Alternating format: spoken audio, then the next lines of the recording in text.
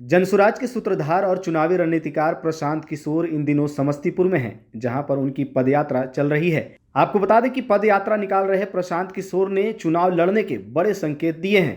उन्होंने कहा है कि जिन जिलों का वे दौरा कर चुके हैं और संगठन जहां बन गया है, वहां जनसुराज को राजनीतिक रूप दिए जाने पर विचार हो रहा है। इसके साथ ही उन्होंने कहा कि अगले 2-3 महीने में इस अभियान से जुड़े लोगों के बीच चर्चा करके चुनाव लड़ने पर निर्णय लिया जा सकता है। जी हाँ, आपको बता दें कि प्रशांत किशोर नई पार्टी बनाकर चुनावी मैदान में उतरेंगे या नहीं उतरेंगे, इसका फैसला आने वाले अक्टूबर महीने में करेंगे। ऐसे में कयास लगाए जा रहे हैं कि अगले साल होने वाले लोकसभा चुनाव में प्रशांत किशोर कुछ सीटों पर अपने उम्मीदवार उतार सकते हैं और बिहार में एनडीए और महागठबंधन को चुनौती दे सकते हैं। वहीं इस मामले पर मीडिया से बात करते हुए प्रशांत किशोर ने क्या कुछ कहा है, कब वो चुनाव लड़ेंगे, क्या उनकी रणनीति है। मैंने जब पदयात्रा की शुरुआत की थी तो ये जरूर बताया था कि पदयात्रा के बाद अगर सब लोग मिलकर दल बनाएंगे।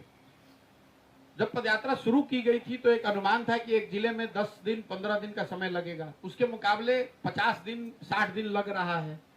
तो लोगों का ये अभी एक सजेशन सुझाव ये है कि पूरा बिहार करने में तो 2-2.5 साल लगेगा, तो कम से कम जिन जिलों में आपने पदयात्रा कर ली, संगठन बन गया, वहां पर इसको राजनीतिक स्वरूप दिया जाए। अब ये चर्चा का विषय है, अगले 2-3 महीनों पर इसमें क्लैरिटी आएगी। ये संभव है, मैं आपको रिपीट कर देता हूं, ये संभव है कि जिन जिलों में पदयात्रा हो गई, जहां पर नीचे से संगठन बन गया, जिसमें जनसुराज से लोग जुड़ गए, वहां पर लोग मिलकर ये निर्णय ले सकते हैं कि वो चुनाव लड़ेंगे।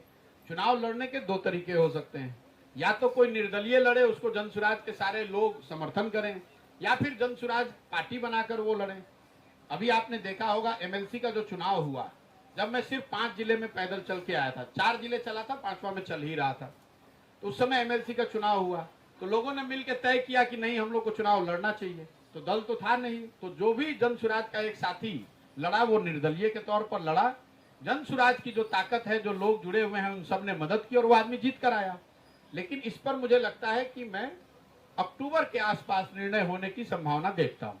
बिहार में जाति एक बड़ी सच्चाई है, सामाजिक राजनीतिक क्षेत्र की बड़ी सच्चाई है, लेकिन इस परिप्रेक्ष्य में मैं आपको 2 बात बताना चाहता हूं, हर मीटिंग में बताता हूं, लोगों को भी, पत्रकारों को भी। बिहार में जाति उतनी ही बड़ी सच्चाई है जितनी कि ये उत्तर प्रदेश और गुजरात कर्नाटक में है। ये जो आप और हम मान लेते हैं कि जाति सिर्फ बिहार में ही है और जातियों पर सिर्फ बिहार में वोट पड़ता है, ये आपकी सोच ठीक नहीं है। दूसरी बात, हर व्यक्ति बिहार में जाति पर वोट कर रहा है, ये भी ठीक नहीं है। इसका मैं आपको उदाहरण भी रोज देता हूं। आप और हम सब लोग मानते हैं कि बिहार में भाजपा को वोट हो चाहे नहीं, मोदी जी के नाम पर वोट पड़ता है। तो मोदी जी के जाति के कितने लोग बिहार में रहते हैं? तो हर आदमी जो मोदी जी को वोट कर रहा है वो उनकी जाति को देखकर तो नहीं कर रहा है। तो जो ये परिकल्पना है कि बिहार में वोट करने वाला हर व्यक्ति जाति पर वोट कर रहा है, ये ठीक नहीं है।